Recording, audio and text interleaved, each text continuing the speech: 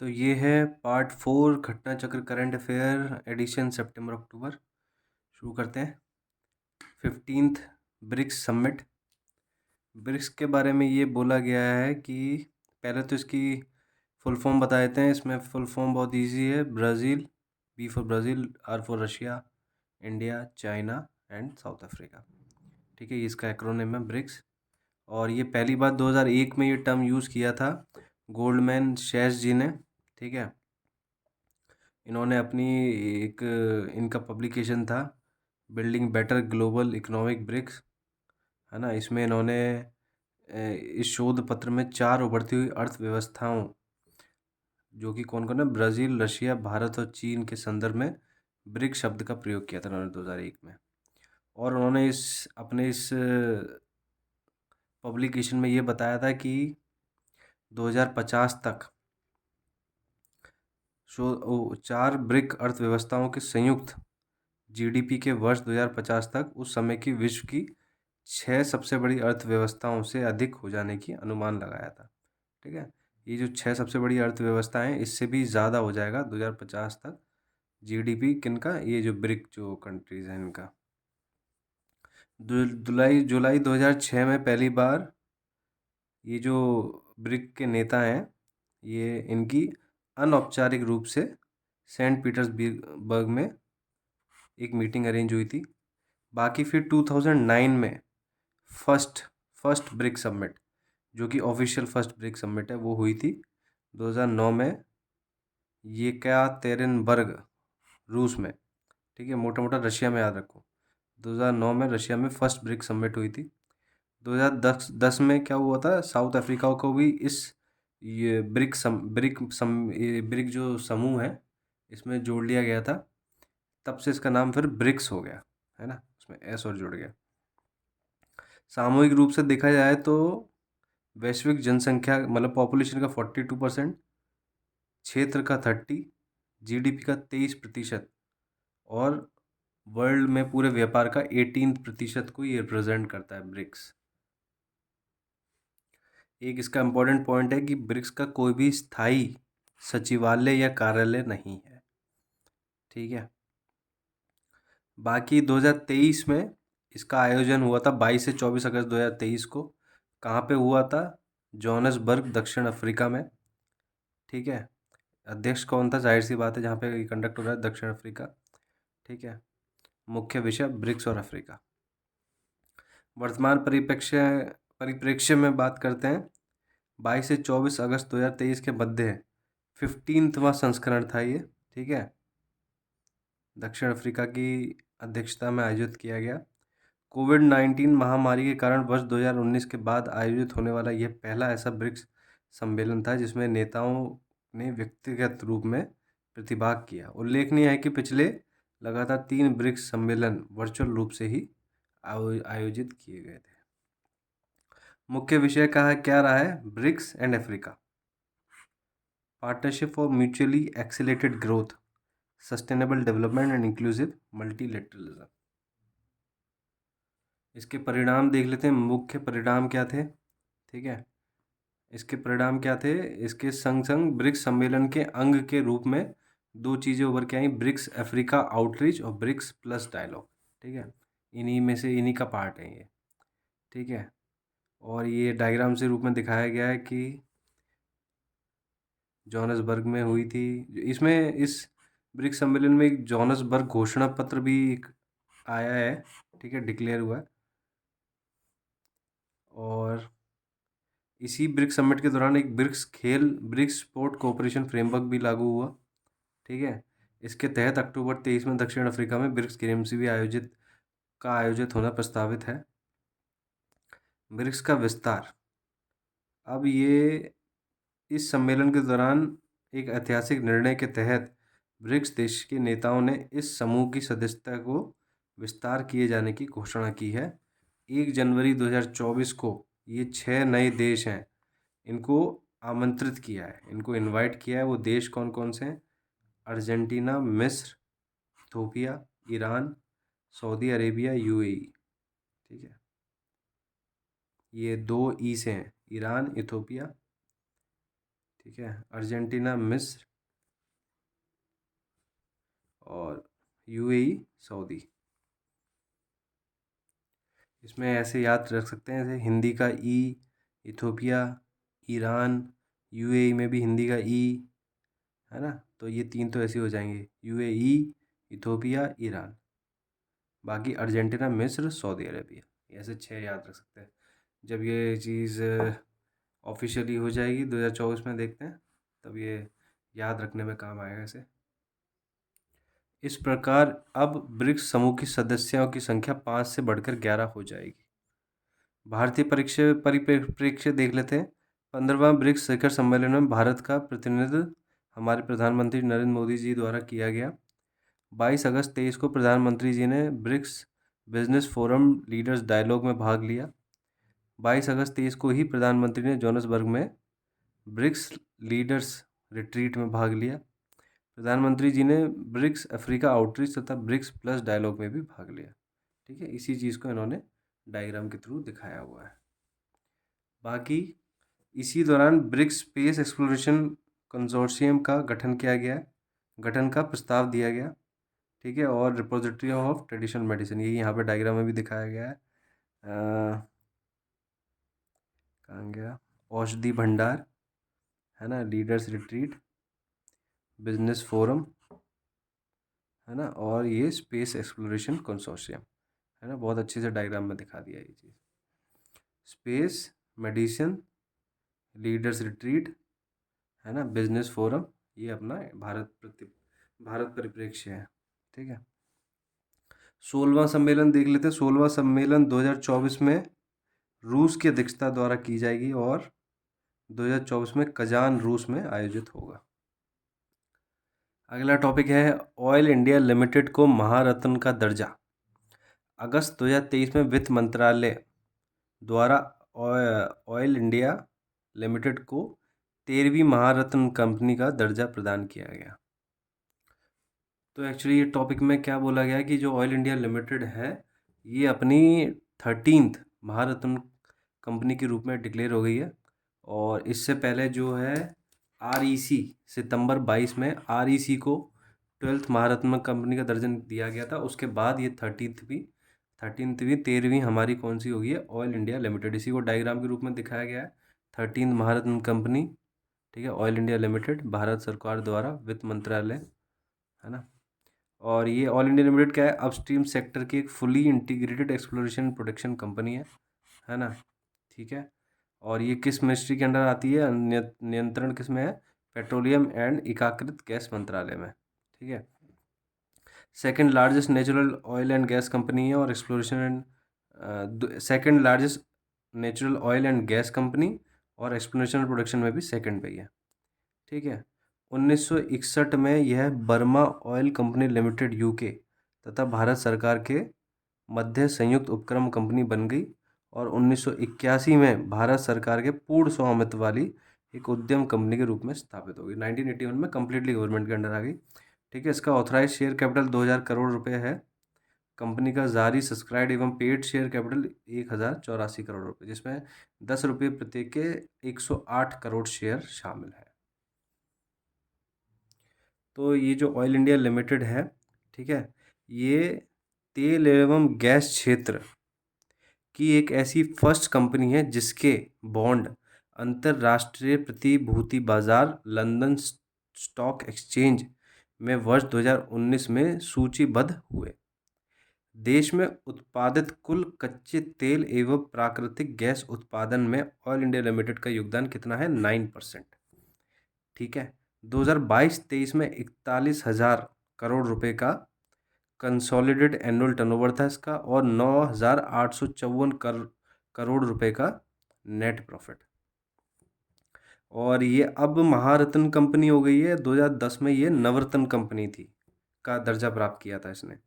और कुल जो अब इसको मिला के 13 महारत्न कंपनी हो गई हैं, उनकी लिस्ट ये दे रखी है। इसमें कौन सी हैं, भेल, बीपीसीएल, बी से कोई और है, नहीं है, भेल, बीपीसीएल, और भेल से याद आया गेल।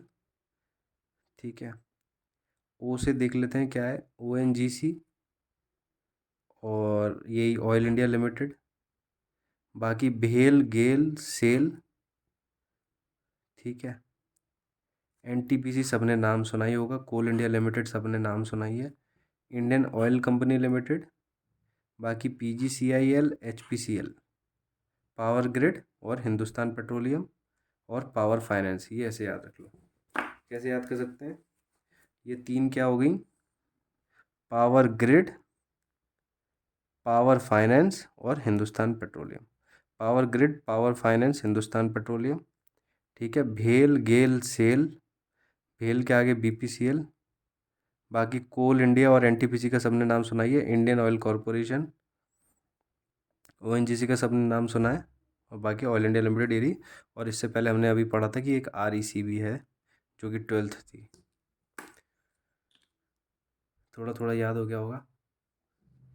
तो इस पैराग्राफ में बेसिकली ये बताया गया है कि महारत्न कंपनी का दर्जा देने का मतलब क्या है ना, उसके पीछे का मतलब क्या है। होता क्या है कि समय के संग संग कुछ नवरत्न कंपनियों का आकार बहुत विशाल हो चुका है ना। उनके कारोबार अन्य समकक्ष इकाइयों की तुलना में बहुत बढ़ गया उनका आकार, है ना। अतः ऐसी बृहद सार्वजनिक क्षेत्र में के केंद्रीय उपक्रम जो नवरत्न श्रेणी में शीर्ष पर स्थित हैं, जिनमें बहुराष्ट्रीय कंपनी के रूप में उभरने की क्षमता है, उन्हें महारत्न कंपनी के रूप में मान्यता दी जाती है ना। ये 2010 में शुरू की गई महारत्न योजना का प्रमुख उद्देश्य क्या है? ऐसे उपक्रमों को अधिकार, मतलब ये है कि इनको क्या है, घरेलू बाज़ारों के साथ साथ वैश्विक बाज़ार में भी कारोबार को विस्तार करने की, एक बड़ी वैश्विक बड़ी कंपनी के रूप में उभरने की को के उभरने में इनको समर्थ बनाना है। इस ये जो महारत्न योजना जो है, इसमें इसको महारत्न कंपनी ऐसा डिक्लेयर कर रहे हैं वो, है ना, उसको। और जब कोई नवरत्न कंपनी इतनी बड़ी आकार की हो जाएगी कि इसको महारत्न कंपनी का दर्जा दिया जाए ताकि वो इंटरनेशनल मार्केट में भी कम्पीट कर सके, उससे क्या है, जो ऑलरेडी जो स्टेब्लिश नवरत्न कंपनियां हैं उनको भी एक मोटिवेशन मिलेगा कि हाँ वो भी और मेहनत करें और ये दर्जा प्राप्त करें, है ना। बाकी इसके बाद वो फैक्टर्स बताए गए हैं जिससे ये डिसाइड होता है कि वो as a Maharatna company declare होनी चाहिए कि नहीं। उसमें फैक्टर फर्स्ट क्या है? नवरत्न का दर्जा प्राप्त होना चाहिए, ठीक है। सेबी के नियम नियम अरे सेबी के रूल्स के अकॉर्डिंग न्यूनतम निर्धारित सार्वजनिक हिस्सेदारी के साथ भारतीय शेयर बाजार में सूचीबद्ध होना चाहिए। नियामकों, पिछले 3 वर्षों के दौरान एवरेज एनुअल टर्नओवर कितना होना चाहिए? 25,000 करोड़ से अधिक होना चाहिए। और पिछले 3 वर्षों के दौरान औसत वार्षिक शुद्ध संपत्ति average annual net worth 15,000 crore रुपये से अधिक होना चाहिए, ठीक है। Annual turnover, annual net worth और annual net profit. Profit worth turnover 5, 15, 25 ऐसे याद कर लो। प्रॉफिट से शुरू करेंगे, हर चीज़ हम प्रॉफिट ही देखते हैं हम हर चीज़ में, है ना। तो प्रॉफिट से शुरू करेंगे, प्रॉफिट वर्थ टर्नओवर 5, 15, 25। वैश्विक स्तर पर महत्वपूर्ण अंतर्राष्ट्रीय संचालन होना चाहिए, ठीक है। शक्तियाँ बोल देते हैं भैया, महारत्न कंपनी तुम डिक्लेयर हो जाओगे तो तुम्हें क्या क्या शक्तियाँ मिल जाएंगी। ऐसी कंपनियां भारत या विदेश में वित्तीय संयुक्त उद्यमों तथा पूर्व स्वामित्व वाली अनुषंगी कंपनियों की स्थापना के लिए इक्विटी निवेश कर सकती हैं। दूसरा क्या है?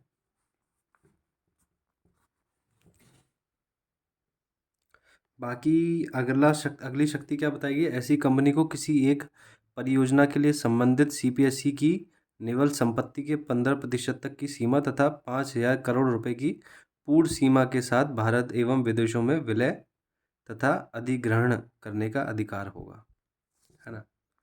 बाकी एक ये कंपनी है हमारे पास, राष्ट्रीय केमिकल्स एंड फर्टिलाइजर लिमिटेड। इसको क्या गया? नवरत्न का दर्जा दिया गया है। कब? 29 अगस्त 23 को राष्ट्रीय केमिकल एंड फर्टिलाइजर लिमिटेड को नवरत्न का दर्जा प्राप्त हुआ। इससे पूर्व उससे पूर्व अगस्त 23 में ही, मतलब इसी महीने में ही, वित्त मंत्रालय द्वारा ओएनजीसी विदेश लिमिटेड को भी नवरत्न का। तो कौन सी दो कंपनी हो गई अपने पास? ओएनजीसी विदेश लिमिटेड और राष्ट्रीय केमिकल एंड फर्टिलाइजर। ठीक है। इससे पूर्व ये अगस्त में 2 कंपनी कौन कौन सी होगी? ओएनजीसी विदेश और राष्ट्रीय केमिकल एंड फर्टिलाइजर। और अप्रैल 23 में कौन सी होगी? रेल विकास निगम लिमिटेड। इसको भी नवरत्न का दर्जा प्राप्त हुआ।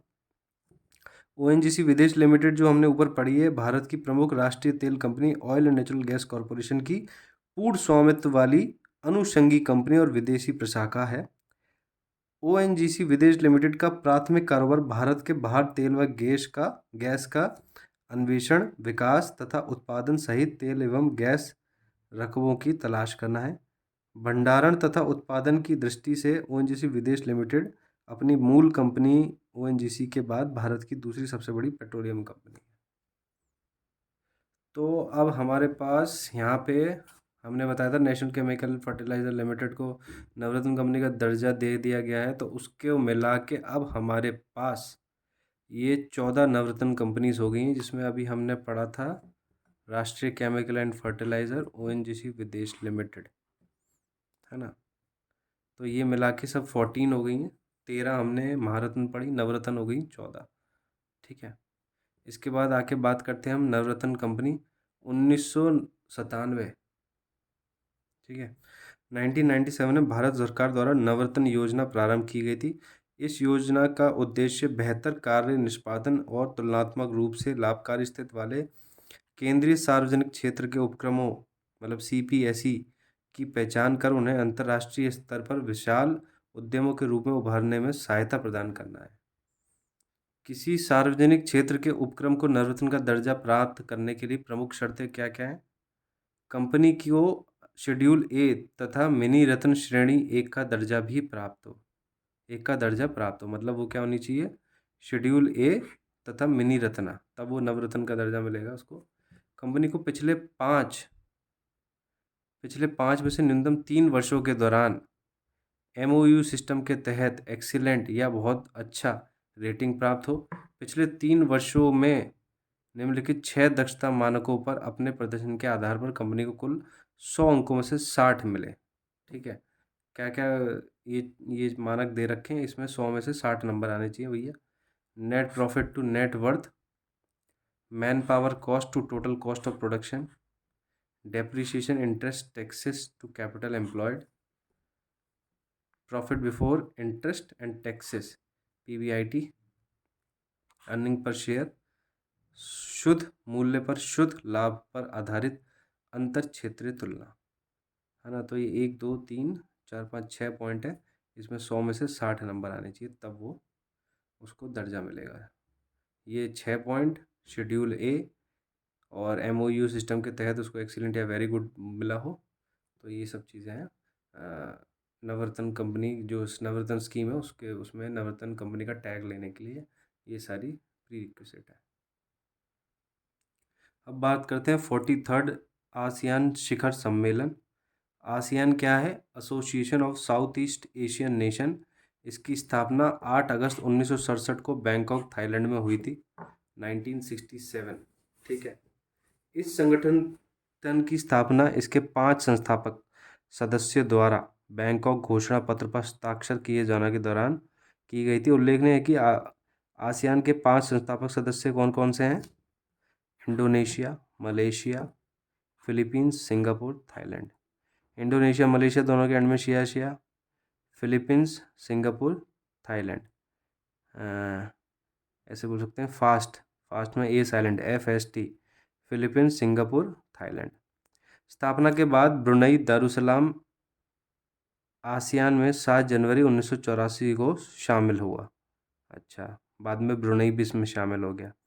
तत्पश्चात वियतनाम ने 28 जुलाई 1995 को लाओ PDR और म्यांमार ने 23 जुलाई 1997 को, जबकि कंबोडिया ने 1999 की सदस्यता ग्रहण करी। तो कौन कौन से हो गए हमारे? ब्रुनई,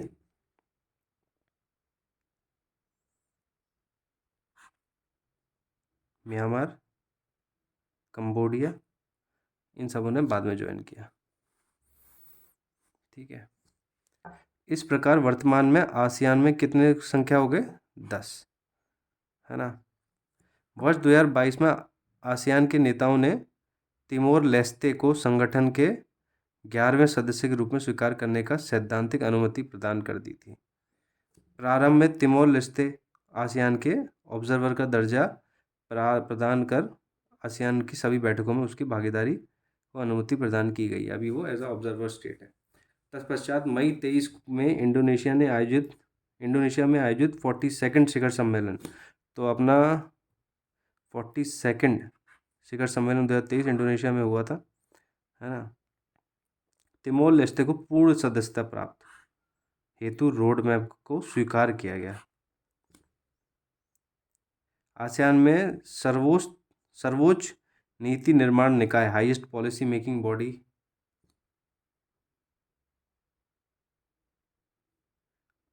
आसियान शिखर सम्मेलन आसियान में सर्वोच्च नीति निर्माण निकाय, हाईएस्ट पॉलिसी मेकिंग बॉडी है।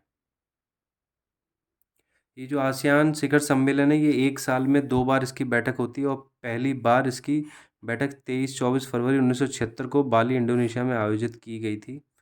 ठीक है। इस समय 5 सितंबर 23 को इंडोनेशिया जकार्ता में इसकी मीटिंग हुई थी, है ना। अध्यक्षता इंडोनेशिया, जाहिर सी बात है, जो अध्यक्ष है वहीं पे मीटिंग होती है, इंडोनेशिया जकार्ता। और ये 43rd आसियान शिखर सम्मेलन था। वर्तमान परिप्रेक्ष्य क्या है? 4 से 7 सितंबर 23 के मध्य में 43rd आसियान शिखर सम्मेलन बैठकों का आयोजन इंडोनेशिया जकार्ता में संपन्न हुआ। आसियान शिखर सम्मेलन के साथ साथ उससे संबंधित बैठकों का भी आयोजन किया गया। इसमें कुछ प्रमुख बैठकें कौन कौन सी हैं? आसियान चीन, ASEAN Japan, ASEAN Korea, Australia, Bharat, America, ASEAN plus, Canada, UN, पूर्व एशिया।